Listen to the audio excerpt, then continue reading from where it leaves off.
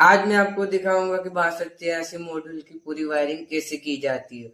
और ये बहुत ही अच्छा एम्पलीफायर मॉड्यूल है। तो चलो इसका वायरिंग पूरी करके दिखाता हूँ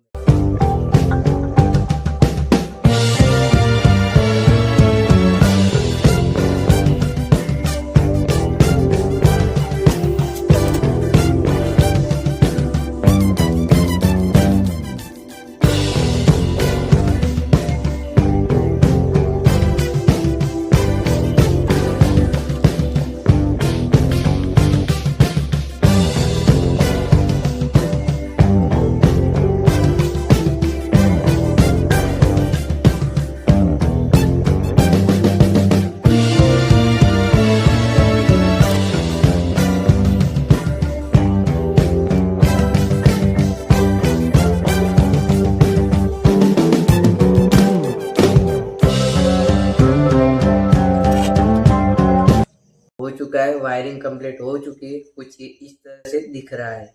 अब चलो इसकी टेस्टिंग करेंगे और इसका देखेंगे कैसा रिस्पॉन्स है। चलो।